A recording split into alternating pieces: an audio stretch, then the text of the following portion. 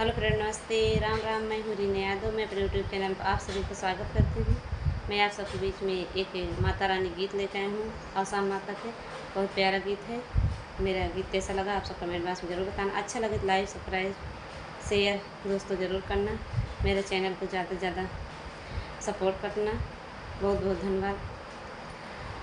पर्वत से कहाँ ला गइलो इतनी देर